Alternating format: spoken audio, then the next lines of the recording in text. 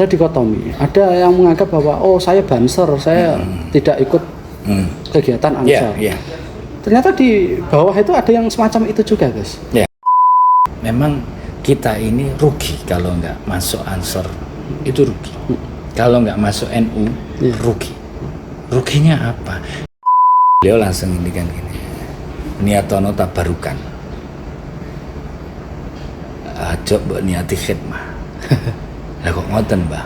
Soale wong sing pantes khidmah terhadap Nahdlatul Ulama. Iya, maladi. NU itu maladi. Serius, maladi. Coba, kalau nggak percaya coba. Kalau main-main gitu. Iya, jadi coba lihat aja. Orang kalau berbicara tentang NU pasti nggak berani terlalu. Misalnya kayak setidak cocok-cocoknya kita terhadap kiai yang NU, tetap kita nggak berani. Punya niatan ketika kalian mengikuti pengkaderan di Ansor atau NU, jangan punya niatan untuk pengen menjadi pejabat di Ansor. Tetapi kalau dipanggil harus bismillah. Itu.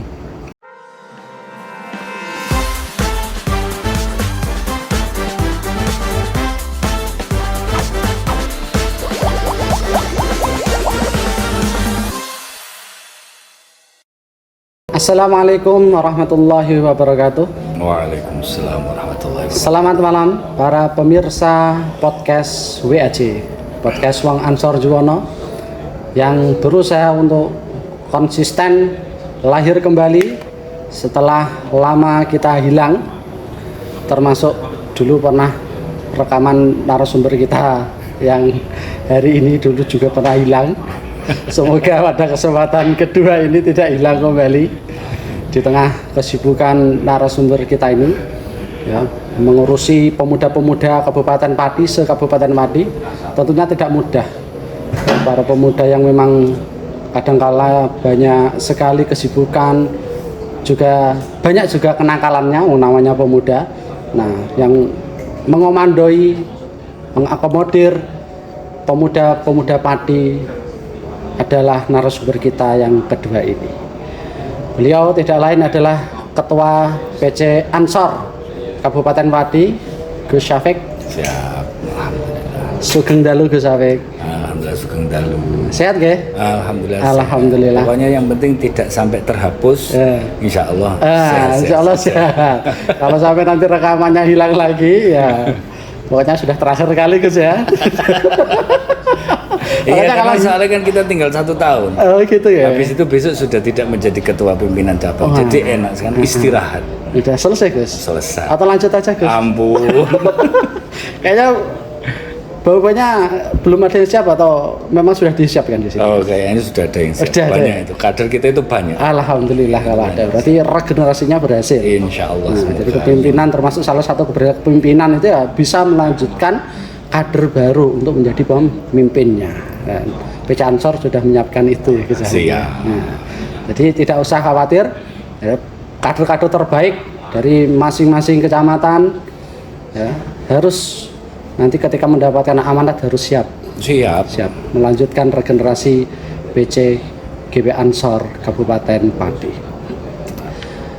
Dan pada kesempatan kali ini Gus Syafiq, alhamdulillah masih bisa bersua dengan panjenengan dengan suasana sehat walafiat. Dan semoga panjenengan dan keluarga juga diberi kesehatan selalu. Amin. Di tengah kesibukan panjenengan yang tentunya ya banyak sekali yang ngurusi pondok, ya. Bantu abah muat tentunya ya, Gus Syafiq ya. Ngurusi keluarga, bisnisnya dan pekerjaan-pekerjaan lain tentunya. Waktu itu sangat terkuras sekali dan harus mengurusi organisasi PC Ansor Kabupaten Pati. Langsung saja Gus Syafiq ya, untuk memperbanyak kesempatan kita untuk jagong bareng di kesempatan malam kali ini. Nah, sekarang ini banyak sekali kepengurusan PAC SK-nya sudah habis Gus Syafiq. Ya, dan itu tentunya bisa menghambat regenerasi di tingkat pimpinan anak cabang di masing-masing kecamatan, dan hampir mayoritas sudah habis itu. Nah, bagaimana untuk arahan selanjutnya terkait dengan SK yang sudah habis itu, biar regenerasi di PAC di masing-masing kecamatan yang sudah habis ini bisa berjalan dengan baik dan tentunya bisa melahirkan kader-kader baru biar semangatnya juga baru. Siap. Ya. Jadi kita kemarin waktu pasca pemilu kemarin itu kan kita buat rakor ya. Kita buat rakor mengundang seluruh ketua-ketua PAC, ketua pimpinan anak cabang se-Kabupaten Pati atau pimpinan anak cabang mulai dari ketua, sekretaris dan kasat koryon. Kemarin kita undang dan acaranya kita taruh di gedung PCNU karena PCNU ini menjadi rumah kita. Karena kita ini termasuk banomnya NU. Di situ kita pembahasan banyak sekali. Ada salah satunya tentang SK-SK yang sudah mati. Ada beberapa SK yang sudah mati di Kabupaten Pati. Ini ada 21 kecamatan secara SK yang hidup. Waktu saya jadi ketua itu sampai sekarang itu ada 19 PAC. Artinya ada 2 PAC yang belum sama sekali belum aktif ya. Aktif ya. Nah, alhamdulillah kita sudah dorong. Ini sudah muncul penunjukan. Itu semoga sih harapan kami sampai akhir di masa periode kami itu semua PAC se-Kabupaten Pati itu aktif. Nah, sedangkan ada beberapa PAC yang sudah KSK-nya sudah selesai. Kemarin karena ada rencana di acara Konferwil Jawa Tengah, itu kita kesepakatan dari pimpinan wilayah untuk perpanjang semua. Akhirnya kita perpanjang semua dari 19 PAC karena yang posisi memang aktif kan 19 PAC itu kita perpanjang sehingga sampai sekarang Konferwil juga belum terlaksana dengan adanya karteker. Kemudian hari ini penunjukan. Nah, kemarin waktu kita karteker itu memang bingung karena ada beberapa PAC yang habis. Ini gimana ini SK-nya ini? Kita komunikasi, konsultasi terhadap pimpinan wilayah, informasinya kita bisa melaksanakan konferancap di posisi SKPW itu karteker. Kita bisa melaksanakan konferancap, tetapi SK itu tidak bisa keluar. Artinya dia keluarnya itu saat sudah definitif PW Ansornya. Nah, ini kan repot. Sehingga kita nggak berani melaksanakan konferancap, kita masih konsultasi atau jenengan nunggu. Nunggu, kita coba tunggu sampai habisnya SK. Nah, ini kalau nggak salah ada 5 apa 7 SKPAC itu habis. Nah, alhamdulillahnya kemarin sekarang posisi PW itu sudah tidak karteker tetapi penunjukan. Kemarin sudah dikomunikasikan dan dikoordinasikan dengan pimpinan pusat bahwa penunjukan ini dapat mengeluarkan SK PAC. Jadi kita alhamdulillah kemudian waktu kemarin kita rakor di PCNU langsung kita putuskan semua yang SK yang perpanjangan atau yang mati kemarin segera melaksanakan konferancap karena kita di depan kita itu sudah ada tugas, salah satunya kita harus memberikan rekomendasi terhadap pimpinan wilayah saat melaksanakan konferwil. Kemudian nanti kita di 2026 itu kita sudah melaksanakan konfercap cabang. Jadi kita juga harus ngejar, hari ini kita kejar semua ini. Ini kita agak ya, kalau kita dibilang kalau yang namanya Ansor itu kan gerakan pemuda. Yang namanya gerakan pemuda itu kan tidak boleh lelot, harus gaspol, gaspol remblong. Jadi nabrak urusan belakang itu. Tapi yang penting kita gaspol, remblong, lurus, tidak boleh belok kanan. Terus saja kita lurus. Urusan organisasi, ketika berbicara organisasi, ya organisasi. Tidak usah ada ADART-nya. Ada ADART-nya. Kita tidak mau tiba-tiba langsung bikin acara gini nggak bisa. Atau ikut perkumpulan apa-apa yang di situ posisinya tidak sesuai dengan ADART kita, jangan. Gitu aja kalau saya. Jadi bagaimanapun kebijakan ataupun program-program itu juga harus berdasarkan aturan regulasi ADART dan tidak boleh melanggar itu. Iya, ini kan kita sebentar lagi nanti kita kan kemarin salah satunya hasil rapat itu kan kita bikin di Klatsar. Yang dulu kita jadi konsep kami di pimpinan kami itu, saya kebetulan menjadi ketua, kemudian sahabat Mas Tomo itu selaku Kasat Korcap, Gus Muam selaku sekretaris, Gus Waris selaku MDS, dan semuanya kita berkomitmen untuk periode kita di posisi awal periode itu kita berbicaranya tentang pengkaderisasi dan distribusi kader. Dan alhamdulillah kemarin waktu kita distribusi kader di saat ada pemilu pilpres kemarin, alhamdulillah kita dapat 48% masuk. Teman-teman Ansor, sahabat-sahabat Ansor itu masuk di PPK, ada yang masuk di KPU. Kita ada 2 di KPU, ada Mas Haryono sama Mas Adrik itu dari kita, kemudian yang di PPK juga banyak, kemudian di PPS juga banyak. Kita ada 48% waktu itu di waktu pilpres, waktu pilpres alhamdulillah. Nah, kemudian untuk yang kedua ini kita berbicara tentang kaderisasi juga karena posisi kewajiban kami di Ansor itu kan harus ada kaderisasi.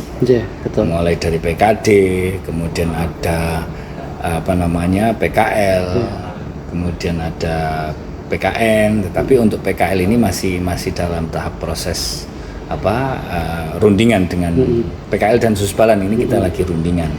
Jadwal kita sudah ada, cuman kemarin waktu itu kalau nggak salah kita jadwalnya di bulan Desember tahun 2023, tapi karena adanya Pilpres sehingga kita mundur dulu, tertunda. Jadi ini nanti akan kita minta lagi. Kalau di Klatsus kita sudah, kita di Klatsus sudah ada protokoler sama Bagana kemarin yang dilaksanakan di Kecamatan Juwana. Alhamdulillah itu banyak juga yang pesertanya banyak itu, alhamdulillah. Artinya proses kaderisasi secara formal juga sudah dilaksanakan. Sudah dilaksanakan. PR kita tinggal hanya urusan Dirosaula sama pengembangan. Kalau kaderisasi kemarin kita alhamdulillah sudah mendapat pasukan baru selama 2000 periode awal kemarin itu kita ada sekitar 1.305 kalau nggak salah.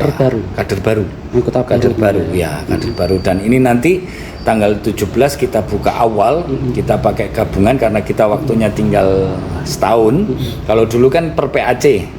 Nah, sekarang kita bikin gabungan, kita ada sekitar 5 kalau nggak 6 korwil itu, sehingga besok ini tanggal 17 itu mulai dari Korwil Selatan, mulai dari Sukolilo, Tambak Romo, Gabus, kemudian Kayen. Di situ nanti gabungan langsung panitianya dari sahabat-sahabat PAC tersebut yang menjadi korwil itu, nanti tanggal 17 kita melaksanakan PKD dan Diklat-Sar. Infonya sih sudah banyak yang daftar. Kira-kira apa yang menarik dari Ansor Banser sendiri, guys? Kok setiap ada pelatihan kaderisasi formal macam Diklat-Sar, PKD, tetap ada peserta baru untuk mengikuti kegiatan tersebut. Nah, yang menarik dari Ansor Banser ini sebenarnya apa sih gitu loh? Padahal kegiatannya kan khidmah gitu ya. Orang dibayari, menyibukkan diri, meninggalkan pacar misal, guys. yang punya. Kalau yang punya atau pacar, barangkali itu karena pelarian, karena nggak punya pacar akhirnya mencari kesibukan itu ya sudah berisi juga meninggalkan istrinya, guys. Iya. Jadi kalau kita berbicara tentang Ansor, apa sih uniknya? Kalau saya pribadi sih berbicaranya gini. Ansor ini kalau saya ibaratkan itu menjadi sebuah pesantren. Ansor itu pesantren di mana posisi pendidikan yang kita ambil di dalam pengkaderan itu mulai dari PKD, Diklat-Sar itu tidak ada lain urusannya kan kebangsaan, keagamaan, sosial dan lain sebagainya. Di situ kalau saya berbicara pesantren, nah ketika kita berbicara tentang pesantren tidak lain adalah kita mencarinya hanya keberkahan. Saya ini mengikuti pengkaderan di Ansor itu memang dulu tidak lewat PKD karena dulu kan belum ada kalau mau ikut Banser harus PKD dulu kan dulu belum ada aturan itu. Nah dulu saya Diklat-Sar, setelah Diklat-Sar kemudian saya ke PKL dan PKN. Nah dulu memang saya juga pikir gini, ngapain sih ikut Ansor? Dulu saya pada awal mulanya sih buat apa saya ikut Ansor? Wong saya ini ibaratnya ayah saya sudah di NU. Beliau sudah pernah menjadi, kalau ayah saya kan pernah jadi ketua PDNU, kemudian jadi pengurus PWNU Jawa Tengah, dan hari ini beliau jadi Rois Suriah di Rois salah satu Rois di PBNU.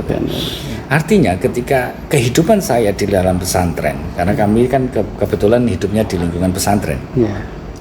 Yang namanya pesantren, kajen mungkin semua sudah tahu lah, bahwa tidak lain mesti kiblatnya tentang NU, kiblatnya terhadap NU. Jadi dulu itu saya ngapain saya ke NU, ngapain saya ke Ansor. Lawang ayah saya juga sudah NU.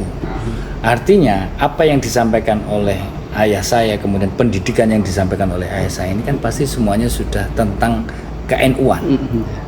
Dulu itu saya gitu, ngapain gitu. Mikirnya apanya sudah Yesus NU lah sebelum dilahirkan gitu ya. Iya, artinya saya sudah jadi NU sebelum dilahirkan. Iya, dilahirkan jadi NU sebelum. Tapi menariknya itu ketika saya mengikuti pengkaderan di Diklatsar. Kemudian ada penggemblengan, kemudian ada wawasan NU yang lebih kuat, lebih kental lagi, lebih dalam lagi. Kemudian ke jenjang PKL lebih dalam lagi, bahkan sampai ke dalam PKN lebih. Sehingga mindset saya di situ waktu itu memang kita ini rugi kalau nggak masuk Ansor, itu rugi. Kalau nggak masuk NU rugi. Ruginya apa? Di situ tuh banyak sekali problematika yang bisa kita pecahkan secara tidak langsung. Tiba-tiba, contoh misalnya gini. Kita terkait masalah keberkahan. Saya dulu pernah sebelum saya jadi ketua Ansor itu kan saya jadi wakil ketua Rijalul Ansor Jawa Tengah. Saya ini diperintah sama ketua Rijalul Ansor Gus Hanif Edi Mancoro, dan saya diperintah sama Gus Solah selaku ketua PW Ansor Jawa Tengah. Gus, besok tolong ngisi acara di Brebes, acara di Dirosaula. Itu waktu itu kalau nggak salah Brebes. Pertama itu. Pertama. Setelah dari Pati waktu itu kan. Pati dulu. Pati Dirosaula menjadi pilot project. Saya waktu itu peserta pertama berarti. Ya, waktu itu saya juga, itu kan saya sempat double jabatan itu. Yang satu jadi ketua Rijalul Ansor, yang satunya jadi wakil ketua Rijalul Ansor wilayah. Itu di situ uniknya ini. Nah, waktu itu yang namanya orang itu kan kadang yang duit, kadang yang enggak. Waktu itu saya hanya punya uang 200.000. 200.000 mau ada perintah, saya ngobrol sama istri saya, ini aku diperintah sama Gus Solah, sama Gus Hanif, sama teman-teman untuk melaksanakan atau ngisi di acara di Brebes, di Rosaula. Materinya waktu itu saya terkait masalah pengembangan pesantren. Tapi duitku mau 200, ini gimana? Istrinya tiba-tiba ngomong, ini ada uang 300, waktu komplit 500.000. Artinya ketika 500.000 itu sudah saya hitung, tolnya sekian, solarnya sekian, sopir sekian, makan sekian. Kalau makan nggak saya pikir karena di sana pasti dikasih rokok lah, jalan, Nah waktu itu saya sempat ada kebimbangan waktu itu. Ini gimana ini? Begitu saya sudah selesai, kalau di Ansor itu kan memang tidak terbiasa habis ngisi, apalagi hanya untuk urusan Ansor. Itu kan tidak ada. Harus punya mindset, tidak boleh mempunyai mindset aku ngisi untuk duit atau untuk bisyarah. Tapi kalau kita dikasih, ya wis bismillah kita tampani aja. Lo uniknya ketika saya sudah selesai, kemudian saya sudah selesai acara di Rosaula, saya pulang. Waktu pulang itu sama panitia dikasih amplop. Nah ini yang jadi uang saya ini PP itu habis 500.000. Saya digantikan 500.000 persis amplop yang ada di situ, tanpa kurang dan tanpa lebih. Ini. Nah makanya ketika kita berbicara Ansor, kalau kita niatnya memang benar-benar pengen melebu Ansor, kalau saya khidmah itu bahasanya agak terlalu tinggi. Karena waktu itu saya jadi wakil ketua Rijalul Ansor, saya sempat sowan ke almarhum Mbah Maimun Zubair. Mbah Maimun hanya ngendikan gini, pangestune Mbah, saya niki dipun amanahi dados wakil ketua Rijalul Ansor wilayah waktu itu. Karena saya jadi ketua Rijalul Ansor cabang Pati sama Nikus Itkon itu saya sudah jadi ketua PW dulu, wakil ketua Rijalul Ansor wilayah Jawa Tengah. Saya matur ketiku, beliau langsung ngendikan gini, niatono tabarukan. Aja mbok niati khidmah. Lah kok ngoten, Mbah? Soale wong sing pantes khidmah terhadap Nahdlatul Ulama. Khususnya kebetulan kita di Ansor. Itu yang paling pantes berkhidmah itu hanya ada dua. Yang pertama adalah Mbah Hasyim Asy'ari, yang kedua Mbah Wahab Hasbul. Itu yang pantas melaksanakan atau memberikan statement bahwa saya ini berkhidmah terhadap Ansor atau NU itu di situ, Nahdlatul Ulama. Jadi kalau kita itu hanya urusannya tabarukan, gandulan sarungi kiai. Nah, ketika kita berbicara tabarukan, kita kembali ke cerita tadi di Brebes itu. Yang namanya berkah itu kan tidak bisa digambarkan. Artinya berkah ini kan min haitsu la yahtasib. Dari manapun itu. Dari manapun jalan. Makanya saya punya prinsip, teman-teman Ansor harus dengar. Teman-teman Ansor harus dengar bahwa kalau jenengan masuk Ansor, kok enggak sugih, itu berarti jenengan yang masalah, bukan organisasinya. Karena orang kalau berbicara kita sudah bertabaruk terhadap Ansor, jalannya itu pasti ada. Dari manapun. Nggak usah dipikir ya. Iya, kayak dulu ini saya tahu Al-Juwani cuman kertasnya segini. Ini sudah kayak gini.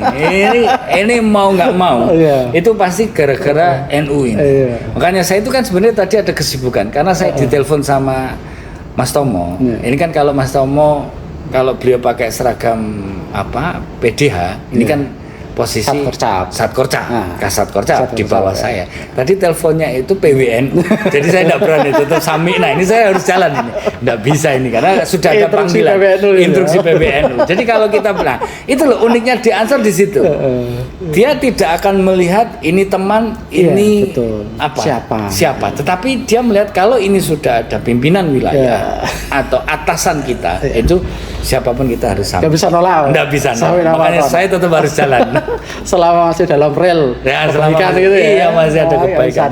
Iya, meskipun ini kopinya cuma separuh itu nggak apa-apa. Pater kualat toh kayak dibaten toh. Oh iya, Malati. NU itu Malati. Serius, Malati. Coba kalau nggak percaya coba. Kalau main-main gitu. Iya, jadi kan coba lihat aja. Orang kalau berbicara tentang NU pasti nggak berani terlalu. Misalnya kayak setidak cocok-cocoknya kita terhadap kiai yang NU, tetap kita nggak berani. Mesti kita diem aja karena konsepnya Ansor atau NU ini kan seperti miniatur di pesantren. Pesantren ini miniatur ya. Kemudian konsepnya itu sama dengan pesantren. Tawaduk terhadap kiai, adab terhadap kiai. Coba kalau misalnya ada salah satu pimpinan cabang atau kiai-kiai kita yang dipersekusi atau diapapun, kita siap jalan. Siapapun akan kita hajar. Kalau memang urusan ini ya, urusan kita membela kiai ya, karena konsepnya di dalam Ansor itu kan tabarukan terhadap NU, menghargai atau menghormati terhadap kiai, memuliakan kiai-kiai, ulama, semuanya kita hormati. Kan niatnya tabarukan tadi. Tabarukan. Karena kalau khidmah kita itu punya apa kok khidmah? Siapa kita? Kita ini siapa mau khidmah? Oh enak berat. Nah, saya kan lebih-lebih. Saya juga pas waktu saya mau nyalon jadi ketua Ansor itu, sebenarnya saya nggak nyalon ya, saya didorong sama teman-teman, ya bismillah lah. Kemudian saya tak coba matur ke orang tua saya matur ke ayah saya dan ke ibu. Beliau justru malah waktu itu beliau tidak mendoakan supaya saya jadi. Enggak mendoakan sama sekali. Justru malah beliau hanya mendikan kita donganun di sing paling apik. Waktu itu di situ. Ya sudah selesai. Waktu saya sudah terpilih, kemudian saya minta doa restu untuk menjalankan tugas ini. Beliau, ayah saya cuma ngendikan, jadi ketua Ansor itu untuk apa? Enaknya apa? Wong yo ora ono duit. Itu beliau gitu. Jadi waktu itu memang beliau itu memberikan pressure terhadap saya bahwa kalau Ansor itu tidak ada uangnya. Ibarat kata kalau kita berbicara UMR, mungkin kalau misalnya ada Pemda, mungkin kayak ini kameramen ini kan sahabat Mujib ini kan kayaknya Bawaslu. Iya, staf Bawaslu.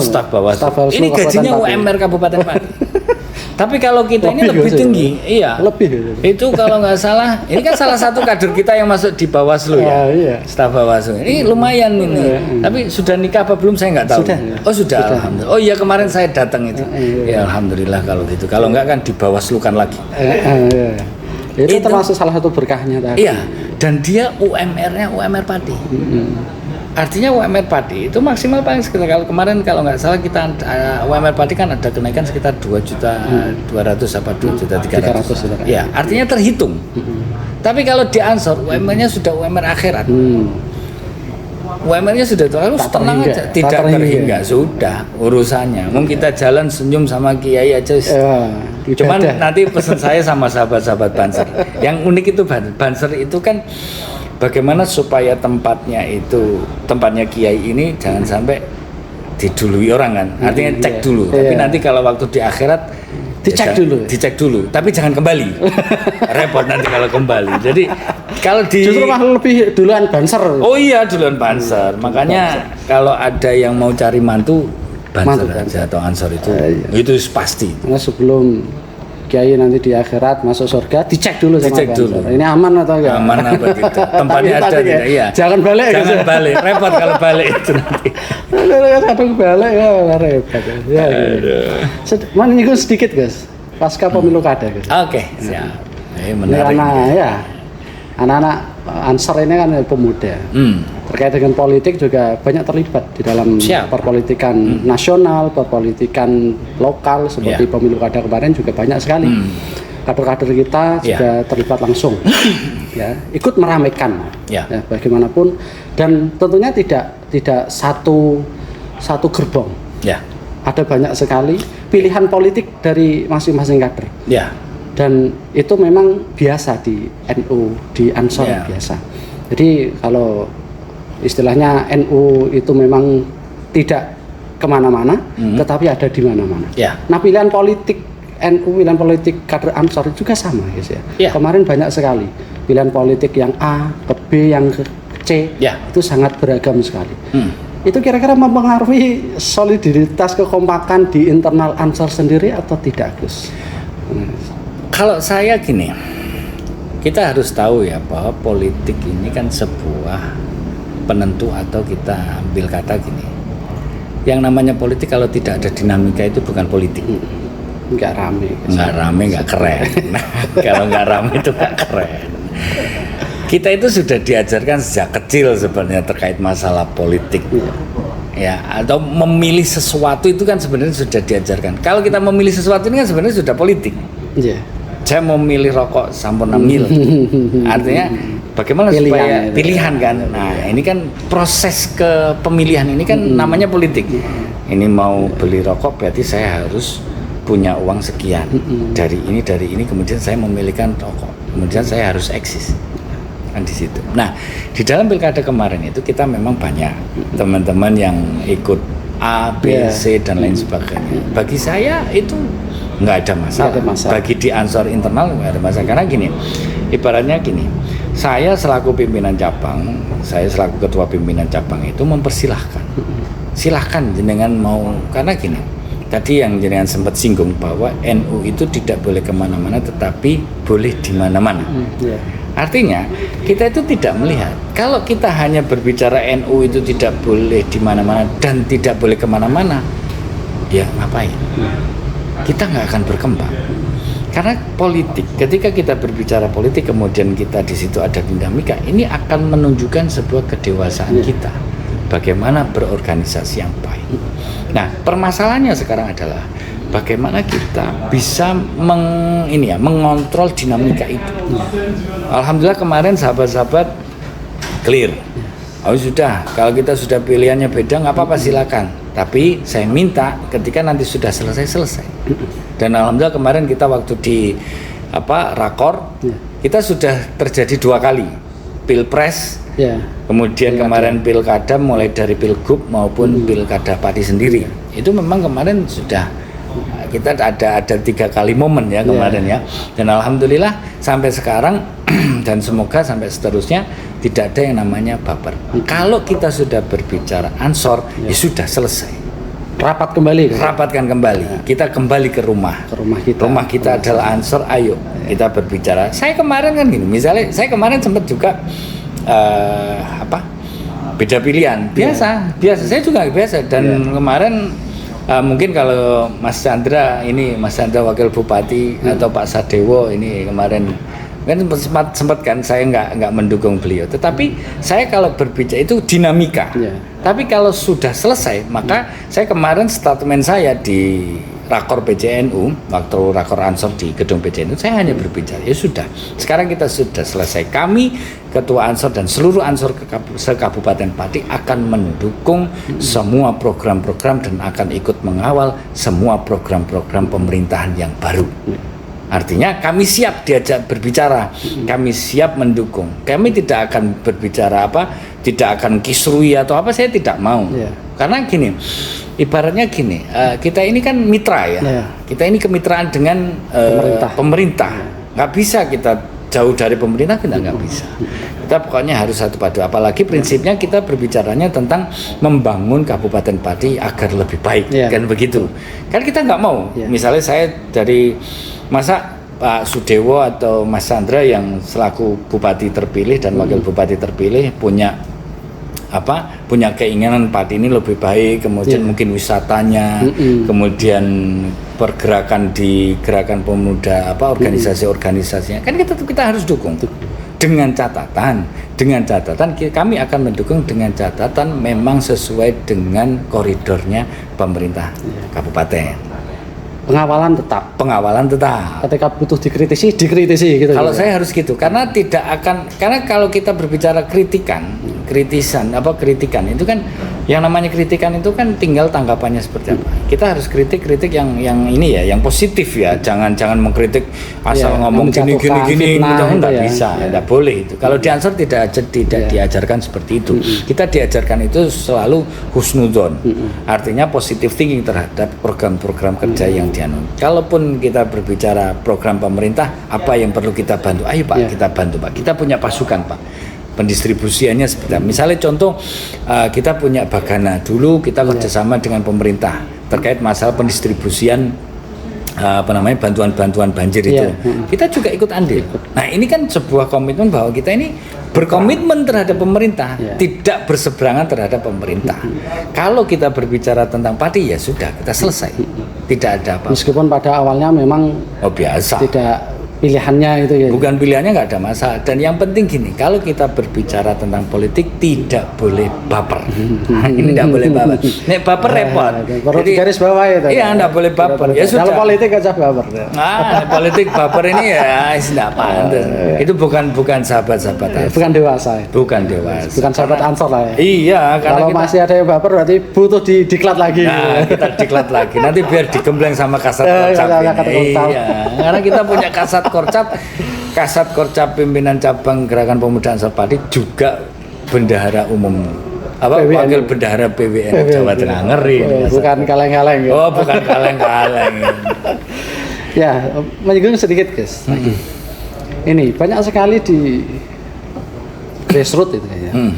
Bagaimana antara Ansor dan Banser itu kadang ada jarak. Ada dikotomi, ada yang menganggap bahwa saya Banser, saya tidak ikut kegiatan Ansor. Ternyata di bawah itu ada yang semacam itu juga, guys. Nah, bagaimana permasalahan itu nanti kalau dibiarkan akan berlarut dan kadang-kala malah bisa menimbulkan konflik gitu, guys. Kalau lama-lama dibiarkan masalah itu. Nah, bagaimana untuk mensiasati biar antara Ansor Banser itu memang tidak ada pemisahnya, bahwa Ansor Banser itu satu kesatuan dan bahkan ya kalau status strukturalnya Banser ini kan memang di bawah Ansor. Nah, itu dan di bawah ternyata ada yang semacam itu. Bagaimana responnya, guys? Jadi gini, kalau kita berbicara tentang Banser, di Ansor itu kan ada di Banom Ansor itu kan di bawahnya itu kan ada Banser. Kemudian ada Rijalul Ansor. Kemudian ada lagi Banar, Barisan Ansor yang anti narkoba itu. Nah, kalau kita mau tahu, sebenarnya nggak usah terlalu banyak nggak terlalu banyak pembahasan. Kalau saya sering ngomong gini, coba ketika ada yang berbicara bahwa Ansor dan Banser itu banyakkan Banser, itu berarti orang itu tidak pernah ikut PKD. Atau sahabat-sahabat ini perlu adanya menelaah materi-materi PKD atau diklatsar lagi ya. Gitu ya. Karena coba bahasa Banser, kalimat Banser ini kan tulisannya barisan Ansor serbaguna. Kan gitu. Artinya Banser Jalul Ansor pun kan gitu. Jalul Ansor kan, MTS Rijal Majelis Dzikir dan Sholawat Rijalul Ansor. Ada Ansornya lagi. Artinya semua yang ada semi otonom di dalam Ansor itu adalah berkaitan dengan Ansor. Keansoran. Jadi, nah saya kira mungkin bisa diajak ngobrol. Ya kayak gini. Kadang gini, kita itu apapun itu kalau kita berbicara kita mau buat acara itu gampang, kita mau mendirikan apapun itu gampang, tapi yang repot itu kan yang agak perlu dihati-hati ini kan tentang maintenance atau pengawalan perjalanan ini kan gitu. Nah, makanya kalau ada berbicara Ansor dan Banser ini kok terkesan terpisah, ini tidak boleh, karena itu satu kesatuan. Jadi sahabat-sahabat Ansor ibaratnya gini, sebenarnya kalau kita bicara gini, orang kalau mau melu Ansor itu kan gampang, cukup datang ke ketua PAC atau ketua ranting, Mas sahabat saya kepengen masuk Ansor, sudah selesai. Sebenarnya gitu. Nah kalau jenengan kepengen lebih dalam tahu lagi tentang Ansor dan Banser, ya ikut PKD atau ikut Diklatsar. Di situ nanti akan ada sebuah materi atau sebuah wawasan yang lebih tinggi lagi. Jadi jangan berbicara gini, saya ikut PKD, saya ikut PKL, saya ikut PKN, saya ikut Diklatsar, Susbalan dan Susbampim, itu untuk menjadi pengurus Ansor. Itu jangan sekali-kali. Saya waktu saya dapat pesan dari Kiai Mustafa Bisri waktu saya PKN di Rembang, saya matur, kamu pangestune badhe nderek PKN, lapo melu PKN, buat apa? Nggih badhe tambah ilmu, saya matur gitu. Pesan saya ya, nggih, ojo punya niatan ketika kalian mengikuti pengkaderan di Ansor atau NU, jangan punya niatan untuk pengen menjadi pejabat di Ansor. Tetapi kalau dipanggil harus bismillah. Itu.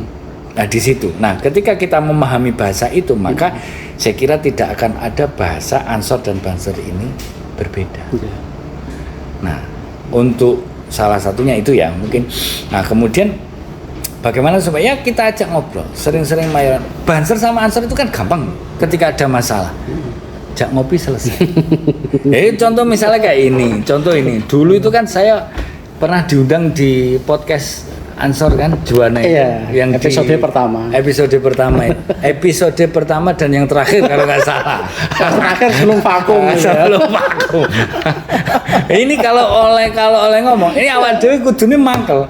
Tapi karena di sini Ansor sama Banser itu selesai dengan kopi, ya sudah selesai. Pertemuan di meja dengan kopi sudah selesai. Ada kopinya. Tidak ada masalah di Ansor itu. Semangat ya itu. Semua masalah selesai diadukan kopi, Pak. Iya. Pahitnya kopi itu kan pahitnya kehidupan, tetapi kopi ini bisa menjadi dirasakan. Luar biasa. Iya. Ya pokoknya intinya saya mungkin ini kalau sudah selesai nanti saya pengen ada bahasa apa ya, statement sedikit lah teman-teman. Apa ini sudah selesai? Langsung saja Gus. Oke. Langsung saya disampaikan teman-teman. Sahabat-sahabat Ansor dan Banser, semuanya di seluruh Kabupaten Pati, saya berharap kita tidak boleh baper ketika kita sudah selesai ya pilkada ya, kita kembali ke rumah, tidak usah mikir yang lain, urusannya lebih panjang. Kita masih punya rawatan keluarga, kita masih punya rawatan anak, dan kita juga mempunyai mempunyai keinginan bagaimana kita bertabaruk di Nahdlatul Ulama, khususnya kita di Ansor dan Banser, di jalur Ansor dan lain sebagainya. Kita hanya untuk bertabaruk. Ketika kita berbicara bertabaruk ya sudah bismillah. Nah sebentar lagi kita juga akan melaksanakan pengkaderan di tingkatan PKD maupun Diklatsar. Saya ayo bismillah, ayo sahabat-sahabat yang lain monggo kita ikut masuk di Gerakan Pemuda Ansor. Kita alhamdulillah di Mas Halim, kita di data kita sudah ada sekitar by data itu kita sudah 7.000 pasukan. Pati yang ya? Pati saja. Pati ya? By data. Iya. By data mulai dari address itu sudah ada. Makanya nanti kalau Kasat Koca mau nyalon bupati kita siap ini nanti. Ya tapi tetap harus dikaji betul itu nanti. Nah kalau kita hitung dari ke belakang lagi mungkin ada yang senior yang belum masuk, masih kita cari tahap administrasi pendataan itu. Ada kalau saya tanya-tanya kepada senior yang lama itu kalau ngomong anggota Ansor di seluruh Kabupaten Pati 12.000 itu ada. Banyak kita itu banyak. Bismillah, pokoknya ayo kita ikut di Ansor. Jangan punya niatan pengen jadi pejabat di Ansor, tetapi kita niatnya tabaruk. Ibarat kata kalau jenengan pengen jadi Ansor itu pakai jas hijau, ini saya sengaja pakai baju hitam karena kalau saya pakai jas hijau itu kalau tidak di posisi Ansor, acara Ansor itu saya agak takut. Yang resmi ya, formal ya. Kalau formal pakai jas Ansor itu saya takut karena gini, menyandang atau membawa jas hijau itu ibarat kata kayak apa ya? Saya itu kayak punya beban. Kalau langkah saya salah, ini repot. Karena ada nama baik di situ. Ada nama di situ. Ansor Banser ini bahaya kalau gitu. Makanya saya kalau hanya pengen gagah-gagah. Ya, pengen gagah-gagahan, ya sudah beli aja jas Ansor. Pengen gagahan, ya beli aja Seronor ini jasan ke saya. Iya. Tapi kan gini, ibaratnya gini, kita itu masuk di Ansor itu tidak untuk dibanggakan, tapi bisa dijadikan kebanggaan. Itu di Ansor. Jadi tidak bisa dibanggakan, tidak bisa menjadi disombongkan, tetapi bisa dibanggakan. Ini kalau kita sudah masuk di Ansor. Prestisnya tinggi sekali. Ansor itu tinggi sekali. Keren pokoknya. Sampai saya kadang seneng itu. Mantu ideal kayak gitu ya. Wah, mantu ideal. Tapi jangan cari istri lagi. Repot itu nanti. Aduh. Dah, cukup ya, seperti itu. Ya, terima kasih. Sama-sama. Di tengah-tengah kesibukan panjenengan masih menyempatkan waktu episode kedua. Dipanggil sama PBNU udah alasannya itu ya. Iya, alasannya di situ. Pokoknya sobat mau instruksi PBNU. Nah, pokoknya sam'an wa ta'atan. Berangkat ya, meskipun dadakan. Semoga di episode kedua ini bertemu dengan Gus Afek itu tadi. Tidak hilang. Rekamannya, videonya tidak hilang agar bisa sampai ke pemirsa podcast WAJ semua. Demikian pertemuan malam kali ini. Ya, semoga Gus Afek dan keluarga tetap sehat selalu.